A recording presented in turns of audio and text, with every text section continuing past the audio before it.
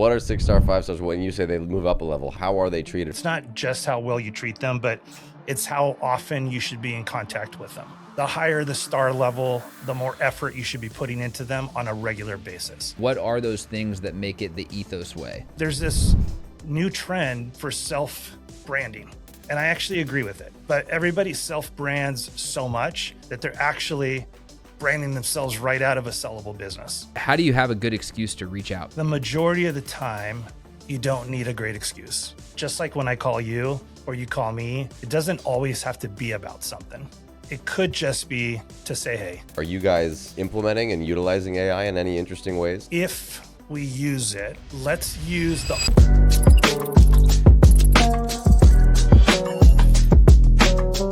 Welcome back, everybody, to another episode of the Client Giants podcast, where every week we interview somebody that's cooler than us, that can teach us something about, that's really tough to do, right? Teach us something about business, about being more personal, relational, and we learn from them week after week. Who do we have today, Jay? Oh, I'm Jeff Jekyll. Yeah, I'm Jay O'Brien. Today we have Dino Katsiametis, and I know you know Dino, but you probably don't know that that's not his real last name. Why? No, I don't know that. That's a given last name when his parents immigrated over here from Greece. His real last name is Cappuccino. That's not a real thing. Sure is. Dino Cappuccino, baby. At least it's been that way for me since 2012 when I met Dino. Dino, welcome to the show. Thank you very much. And, if you want, you can even switch it up a little bit and say Dino the Bambino. Oh. Dino Bambino Cappuccino. Wait, do you know what Italian brain rot is? No, I don't. Dino, do you know, you got kids, do you know what Italian brain rot is? I don't, because I'm Greek. Oh my gosh. I'm not going to remember the name of the thing, but there's this whole Italian brain rot, do you know what they are? No. There's these memes, there's these little characters that my kids are obsessed with, or they were a while ago. And one of the things is, I want to say the name is Bambino Cappuccino. No joke. Dino, you think this is bad? I got to be partners with the guy. I have to deal with this every single day. Dino, welcome to the show. I've known Dino since 2012. Dino, do you remember how we met? We met on my old radio show. You were the young gun that came on that was trying to do everything different in real estate, the anti-realtor. Money Matters with Dino. Love it. And Dino, what's the name of your podcast? The Way with Dino Katsiametis. There you go. That's how you say it. I just want to put this out there that you've known him for a long time. He pronounces his name way better than you pronounce his name. He's cooler than I am. Yeah. Okay, so I met Dino in 2012. And yeah, I don't exactly remember how that was sourced, but basically he was running a radio show, not a podcast. Sure this wasn't 2001? Called Money Matters with Dino. And I mean, I think that was my first exposure to you, Dino, as far as even getting to know who you are. But I was very impressed at the time. As an agent, I had my go-to preferred lender that I was working with all the time. And then I just really liked Dino's vibe and how honest he was. And I saw how he was handling, not only just adding value to the Money Matters with Dino stuff, but how he handled transactions. And the more exposure I had to him, the more he sort of became my guy. And here we are now, it's 2026. And I can't tell you how many deals I've done with Dino, referred to Dino. I mean, he's become a very close friend. And now what I want to get into, his new company, Ethos, what he's doing around that, because it's so different than just being the best lender in town. Well, we prepared this. I'm at least give the people the whole backstory that's impersonal. Dino Katsiametis. Is that good? That was better than Jay's, wasn't it? Pretty good.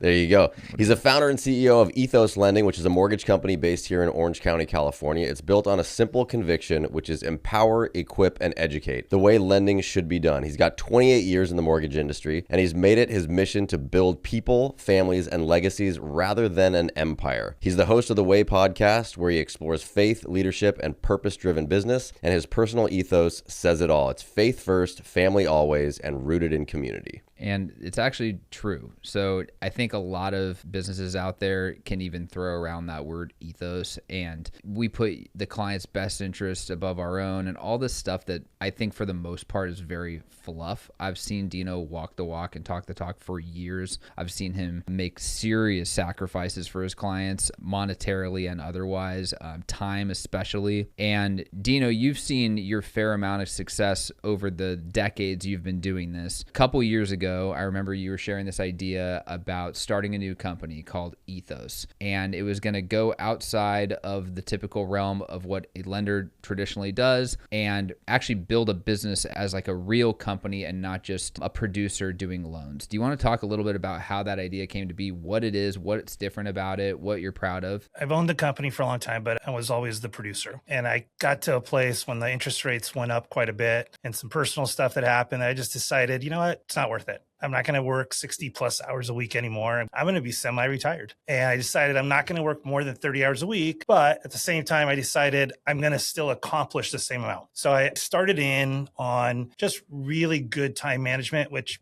quite honestly, you're like the best person I've ever met at, Jay. Like your time management is unbelievable, right? And I've always admired that. And then Parkinson's Law, you're going to fill your time with however much time you allow. And I thought, I'm going to pretend like I'm going on vacation every single day, like 1 o'clock or 2 o'clock.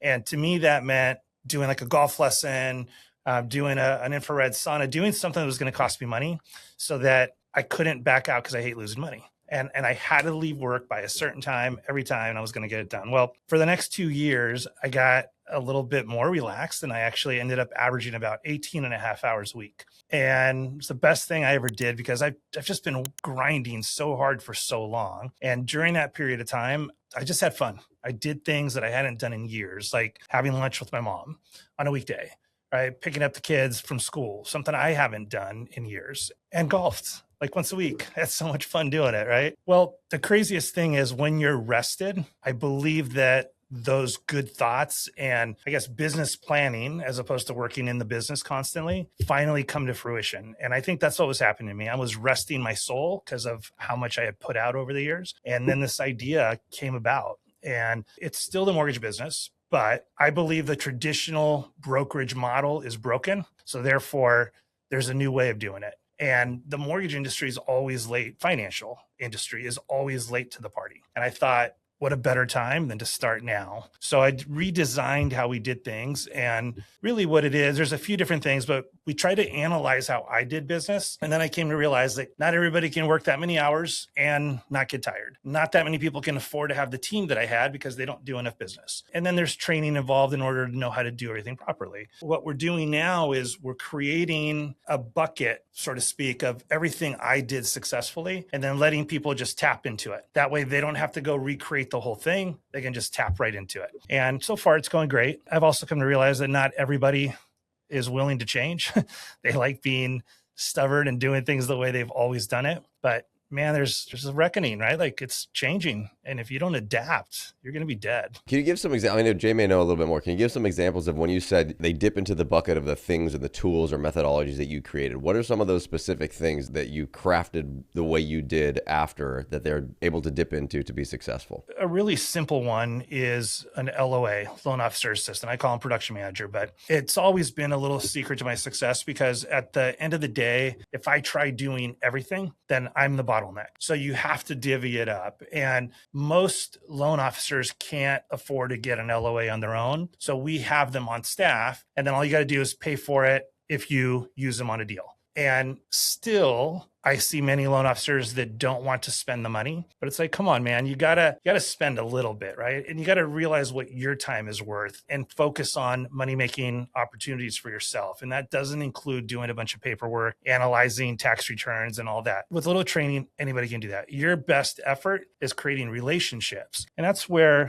my entire focus has been. It's been teaching people how to create relationships, because ultimately the big differentiator for Ethos is what I'm calling the MUM. It's mortgages under management. It hasn't even rolled out yet. I'm training them on how to do it, but the rollout is happening hopefully by the end of this year. And that is it's just a different way of doing business. We've all been told in the mortgage industry and real estate industry, you're only as good as your last deal. I just think that is the biggest bullshit I've ever heard in my life, because I still have clients that I met 28 years ago. And the only reason why is because of how I do business. And if you do it as a transactional way, then yeah, you're only as good as your last client. But, and that's what I love what you guys do. But if you keep in touch with your client, and gifts are great, like I'm a huge proponent in it, but that doesn't do enough. You have to actually like converse with these people. You have to make an effort to keep in touch with them. And if you do, then you will have a sustainable business that will not only give you the repeat business, but will give you referral after referral after referral. So our mom is really a way that, an insurance broker and a financial planners have the AUM and they have a book of business at the end of their career that they can sell. But a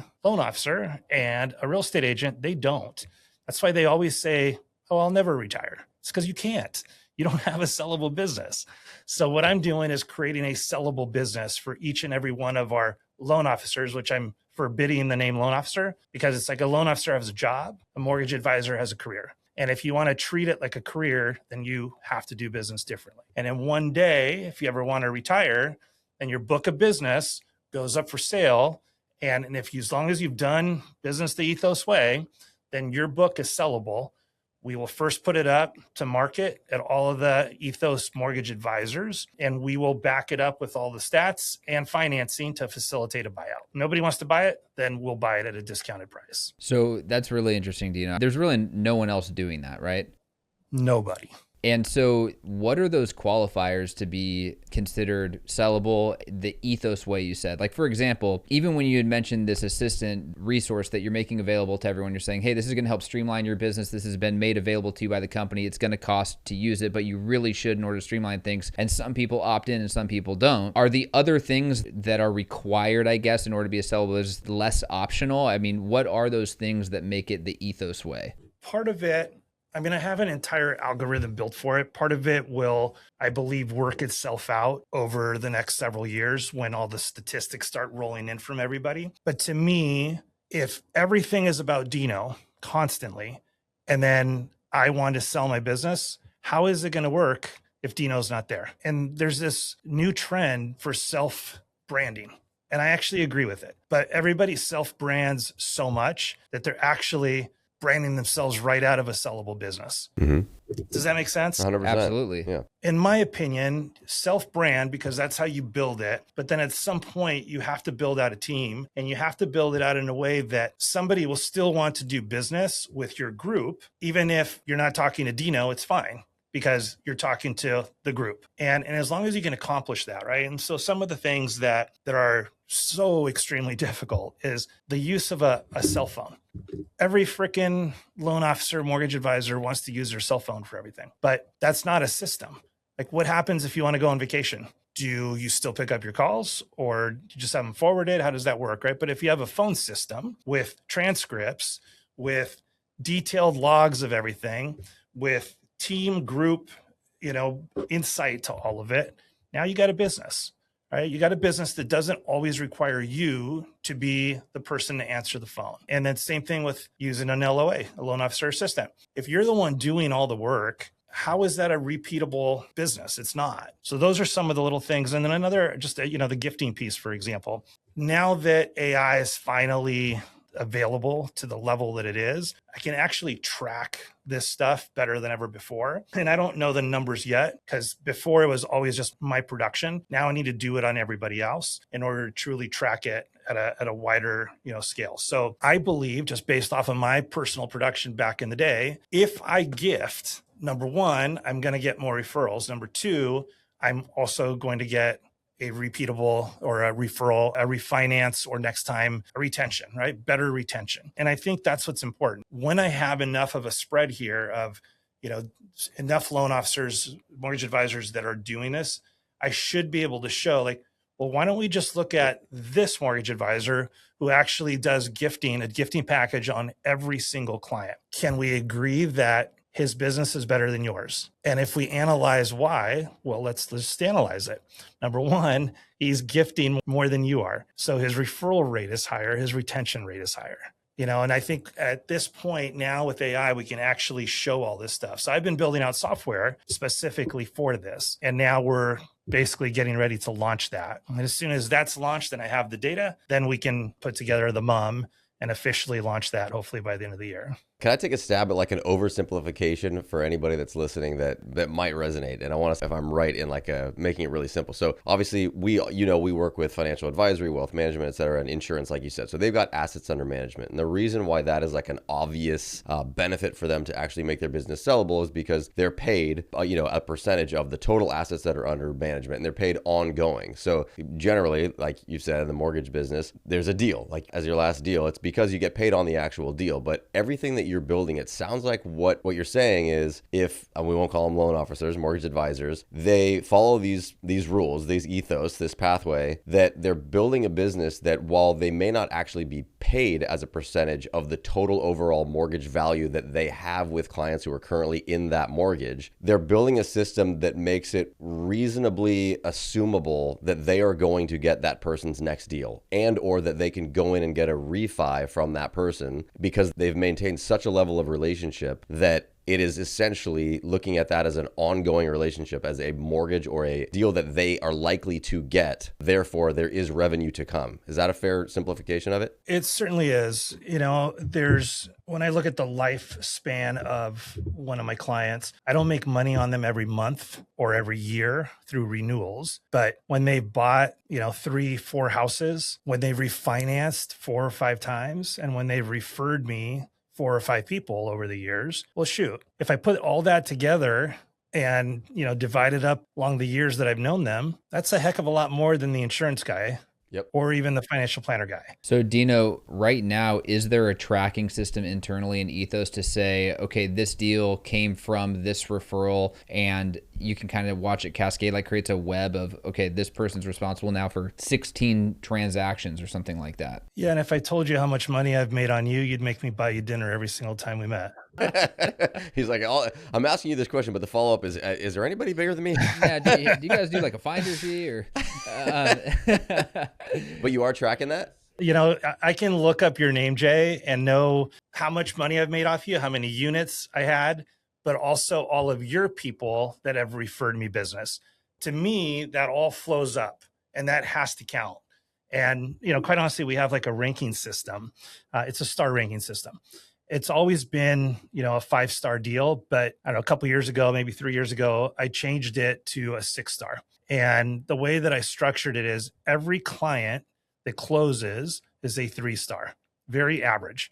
Even if I like them, they're a 3-star. Even if they were easy, they're a 3-star. But if they came back to refinance with me, they can become a 4-star. If they are a person of influence, so for example, for me, a sergeant in the sheriff's department is a person of influence. Sarge tells you to call, you call, period, right? So you have to make a little bit of an analyzation there on your end. If this person is the kind of person, you upgrade them right away. Or if they refer you somebody, they become a 4-star. But the only way to become a 5-star is if the referral closes. It's the only way to become a 5-star. And then if I've made over $50,000, not on you, but off of your referrals, then you become a 6-star. For real estate agents, I have to make $100,000 off of them for them to become 6 stars. For clients that refer me business, I have to make $50,000. And then the concept there is just like the American Express card. The average person is a green card, right? We like you, thank you, but we want to try and upgrade you to a gold card. And then the 5-star is platinum. Boy, do you get treated much, much better. But hey,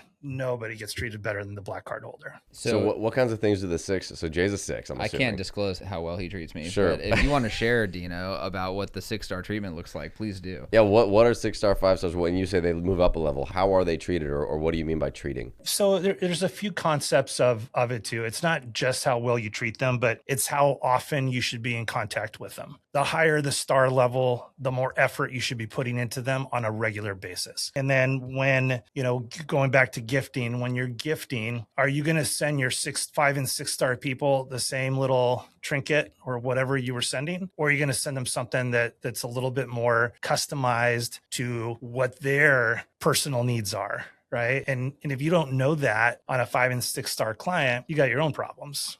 You should know what they're all about. The gifting thing we can talk about a little bit more too, because I think for a lot of people listening, they're like, I don't get it. Like, you send people gifts and they like the gift and then they refer you business. Like, obviously that's not what it is. So we can talk a little bit about that. But secondly, you mentioned all the supplemental touches, phone calls, the text messages, things like that. And I mean, it's a tale as old as time where they say business owners should be reaching out to their clients to keep in touch. But ultimately, I think a lot of people don't do that because they're like, what would I say? I have no idea what I'm going to lead with or why these people are going to talk to me. What sort of value are you bringing? Are you discussing something that's related to business? Is it not about business? How do you have a good excuse to reach out, basically? Yeah, that's a great question. So the majority of the time, you don't need a great excuse. And the goal for a 5-6 star client is just like when I call you or you call me, it doesn't always have to be about something. It could just be to say, hey, and the relationship strengthens when that happens. I believe you shouldn't always have an agenda. Sometimes it's just to say, hey, not even to check in, right? It's to say, hey, and conversation is created just by doing that. Now, you can be a little bit more strategic. You can stalk them on social media to see what's going on. I just got back from Mammoth fly fishing with my boys. Well, if somebody called today and said, hey, I just saw that you were up in Mammoth, and just started talking to me about it, I would sit there and talk to them about it. That's all it's needed. Now, strategically, you can also have touch points. So let's just say, for example, that there's this new product that's out, right? Like in the mortgage business.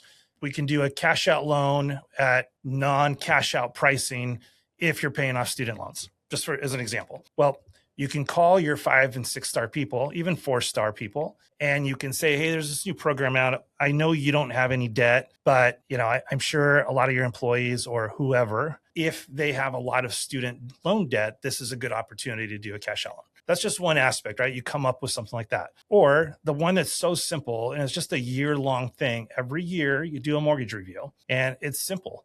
Everybody, however, thinks that because rates haven't dropped and I can't refinance them, there's no point in calling. And that's the stupidest thing. But that's the difference between a loan officer and a mortgage advisor. Mortgage advisor stays in touch with his clients no matter what, every single time. And through a good mortgage review, has anything changed? Are you making more money? Are you making less money? Have you gotten a new job? I just need to update all my stuff. And, are you in more debt? I mean, right now, man, everybody's in debt. I can't believe the number one call we get is, can I pull some cash out? So can we restructure things for them to lower their monthly output financially? And the answers usually are going to be yes.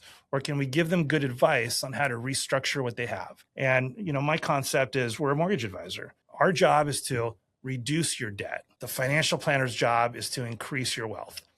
But they work hand in hand. We just need to start thinking more like financial planners do and start thinking about how we're going to reduce people's debt, how we're going to get them out of a home loan, not continually encumber them. Does that make sense? It sounds like you're trying to put yourself out of a job in some way. Right. That's the goal. The value add piece, and you can clearly tell how different it is, right? It just doesn't feel like you say loan officer, mortgage advisor, but it just doesn't even feel like you're talking to a lender, because having come from the real estate space, lenders are a dime a dozen, just like real estate agents are. And typically the offering is we're faster, we have better products, we have lower rates. And that's pretty much it. Those are grounds for competition. So to approach it completely differently and just that ethos, like the more human element, that is what's creating this cascade effect of all of these referrals, and now probably cascading referrals with employees in the organization, I would imagine. And that's the goal. But believe it or not, man, there's a lot of retraining that needs to go on. People are so stuck in doing things their way, and they have to realize you got to level up. And right now with AI, if you don't level up, you're going to fall out. I mean, you could be replaced by AI if all you do is give quote rates and, fees, then sure, you're worthless. But if you listen to somebody and you spend more time listening and you spend more time asking better questions, you'll actually be irreplaceable. I mean, one thing was AI is like the competitive element of it, but are you guys implementing and utilizing AI in any interesting ways to take ethos to put this into reality? I'll speak to that, but let me also say that my belief on AI is that if we use it, let's use the automation of it to automate tasks and stupid things that just take up time. And let's take that time that we're saving to focus in on relationships. So 10x your relationships. This is the time you get to actually say, I don't have to go do that anymore because the machine's doing it. Let me go call somebody. Let me go spend a little time with somebody. I've always said this. If I try to compete with, let's just say, Loan Depot and Rocket, I can't win. They're too big. They have too much money, and I'm outmanned like 1,000 to 1 constantly. So why would I try and compete with them? If I can be a true consultant to somebody, an advisor, somebody that they can trust, somebody that they know has their back, then Rocket and Loan Depot can't compete with me. And the difference is Rocket and Loan Depot have to do this many loans in the US just to break even. I have to do this many just in my own county to be a millionaire. So stop trying to focus on everything that the big competition is doing and focus more in on the true human relationship. And I think that you got it covered. If you do that, you got it covered. Yeah, I mean, it sounds like our take in a lot of ways. We're kind of, I think AI and everybody becoming so reliant on it and sort of just like the homogenization and the, everybody kind of like doing the same things and everything becoming less personal. It's actually kind of the best thing for our business that's ever happened because it makes it that much more important and almost that much easier to stand out. It's like, that's exactly what you guys are doing. People are starving for analog, the real thing, as opposed to everything being digitized. So let's talk real quick about gifting. Real quick, can I just add to what we were just talking about? Because Jeff asked me what I've done. So here's a really simple one. I used to take notes all the time, right? Like you talk, I'd take notes and then I pass on my notes. And that's kind of how it went. Now with AI, I'm trying to train everybody. It's like, stop taking notes, stop taking a loan application, stop doing anything. Just hyper focus in on the person. And this will only work if you're using a system, right? So everything needs to be recorded now. And then you get the transcripts. So the system that I use, I've created a template. You talk to somebody and the template then categorizes everything into somewhat of a loan application. But the really cool part is at the end, I have it do a confidence score on the DISC profile and the love language. And then if the confidence score is 7 or higher, then I ask it to craft the next email that goes out based on their DISC or love language profile so that they will hear what I'm trying to say. Because in some cases, to an engineer, you don't have to repeat anything you've talked about. You just have to be really direct. But if somebody has a love language that's different, maybe you should reemphasize all of their goals and everything that they cared about, including the safe backyard for their kids, right? Whatever it might be. And then you go into it. But by doing that, you'll communicate with them their style. So I'll give you an example. I had a loan officer come in and be like, hey, the CRM, I need like a marketing campaign. I need all this. You don't need any of that shit anymore. It's done. If you put everybody on the same campaign, you're losing. This is how you have to do it. If you start asking the right questions, and if you do this often enough and you've done it, and then you analyze what you've done, if the confidence score is like a 5 on the love language or the DISC profile, you failed. You didn't ask good questions. So if you do this properly, you'll get better and better at asking the right questions, which then will give you the better results. And then when you do, after that, you'll have several different transcripts throughout the process of the first initial consultation to the very end. You'll have emails, you'll have text messages, all combined into one. And then your AI will produce the output that's a very customized campaign for them for the next 12 months or however long you want. So those days of give me a campaign, I think are way gone. Everyone is customized now.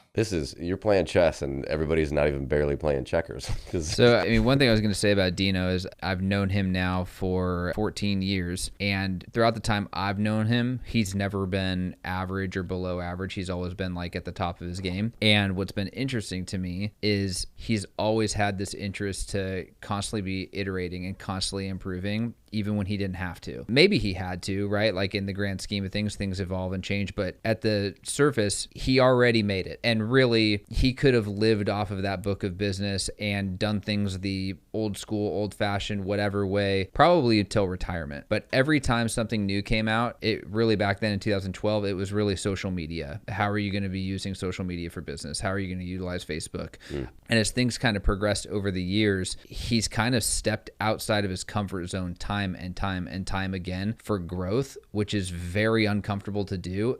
And speaks volumes when you actually don't have to do it. You know, for a big focus of his career, I remember in probably 2014 through 2016, it was to, rather than repel first-time home buyers, because like some lenders and stuff are like, they want the big loan amount, right? Yeah, It's like, okay, a first-time home buyer is going to be like peanuts. They're probably going to be a pain in the ass. Their parents are probably going to be involved, and it's going to be a small paycheck compared to the other. But he's thinking the long run is the first-time home buyer is going to be in this house 3 to 5 years. Then they're going to sell that house. Then they're going to buy another house. Meanwhile, they're going to be telling everybody to come here. And we know, you know, we talked about strategy, not saying that that was actually part of this like master plan of like manipulation or whatever. That's not what it was. It was just like constantly evolving and thinking of the next thing. And just maybe 2 years ago, when AI was really starting to become more pronounced, I remember Dino saying, I'm going to wake up at 4 a.m. every morning, go to my office and spend, remember, you probably remember this, Dino, but it was like a fixed period of time every single morning just learning AI. And it was like a 30-day sprint. And you're like, and by the time I've done that, I will have put 120 hours or whatever just learning AI, which will suck, but I'll be this much ahead of everyone else. Yeah. And then here we are now. It turned into a 6-month sprint because one door opened another, and I was just like, oh my gosh, this is amazing. Yeah, and I remember seeing like, you know, he would be, the sun is just starting to rise, you know, and he'd already been there for an hour or two, you know. It was funny is that, like, again, we work with so many financial advisors, wealth managers. There's so much of what I think you do naturally and what you've put into this that is baked into wealth management, like even going after first-time home buyers, or like being willing to kind of, you know, not just go after the big prize. There's actually a term that I've heard a lot of advisors say, which is catching your own pass, which is literally like the idea of, you know, you're helping the parents, or saying you're starting somebody early, and then you walk them through, or you become their advisor and stay with them throughout their entire career, and then you get their children, because you've basically, like, this is a long-term relationship. You're playing the long game in an industry where people aren't even thinking of longevity or an ongoing relationship at all. They're just, that's the deal. Yeah. So Dino, before we sign off here, let's quickly go over a few of the gifts that you send. What's an example of this? What's the purpose of sending a gift? What time do you send this? What makes it relevant and not awkward? What are you saying? Like, give us a breakdown of how you're able to make an impact like that. It's interesting. I'll start with, just like everybody, I started sending out a gift at closing. And then I realized how lame that is, because that is the worst time in the world to go and say, hey, I did such a great job. Here's a gift. Congratulations. But really what I mean is, can I get some referrals from you? And oh, by the way, they're living out of cardboard boxes. They're eating junk food every single day and fighting, right? Like, that's what a husband and wife does when they move. Life's miserable for a little while. Personally, I still send a little gift, but I don't make a big deal about it. And I just let them be. And I wait until that period of time is over. So I expanded, and keep in mind, I've been gifting now for probably 25 years. I expanded. After that funding gift, I decided I got to stay in touch with them more. I added one a little bit later. The next thing you know, I got immediate funding, 3 months, 6 months, 9 months, and 12 months.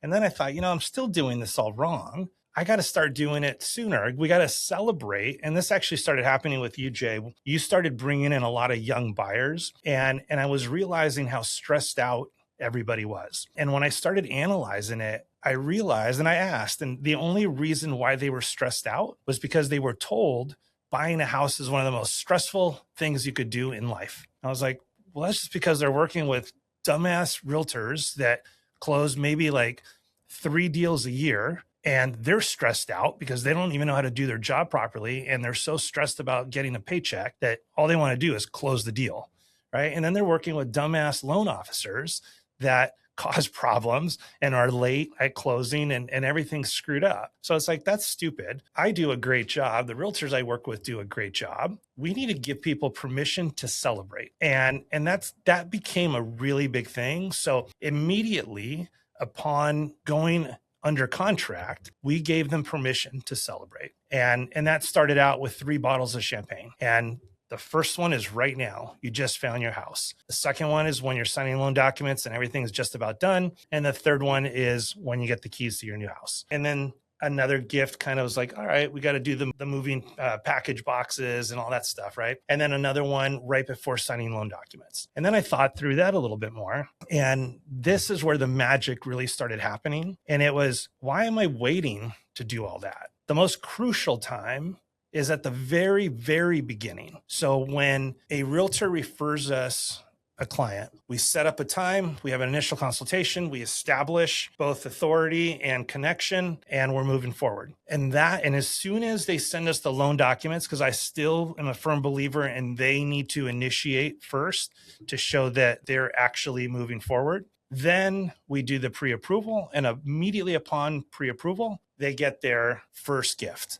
And here's what I always say when I explain this. The best time in the buying experience is the second you get your pre-approval and you start going out shopping for houses. So if you think about it, it's like that kitchen was gorgeous, or that view is incredible. That garage, I can store whatever in that garage, right? Like, and then what happens is they go to work and as soon as they see somebody in the kitchen, they run to the kitchen and say, hey, how was your weekend? And oh, good. Yeah. We're actually trying to buy a house right now. We were out shopping at houses. Yeah, we were over in whatever city, and they spread the word. Now, if you think through that concept just a little bit, that's the time that you can actually get referrals. Everybody else waits till they fund, prove they do a good job, and then they ask for referrals. Again, during the worst time in the entire experience. But during the best time, that's when you go through this process.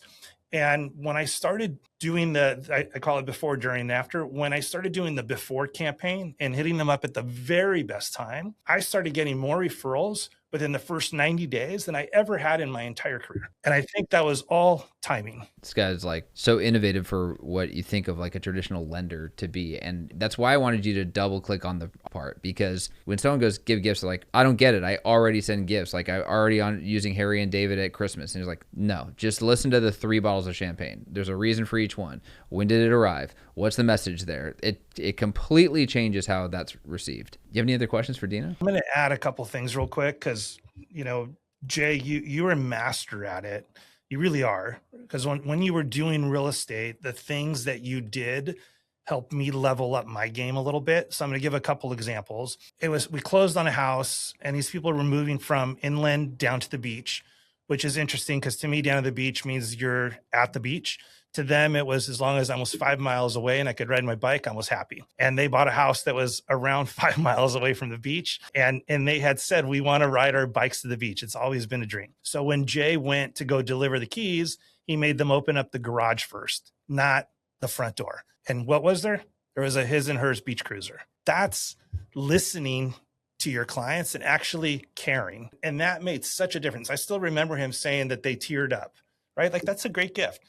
And then another one is I bought my first boat and Jay sent a captain's hat for me, my wife, and all 4 of my kids. And I don't even remember what you put. I mean, I know you put captain on mine, but you actually had like the right name for each person, not their first names, but you labeled them something that is all, boat related. And we still have the family, the big family picture with all of us wearing our hat. Like, that's a great gift. Got all about that. So good. I remember that, first mate.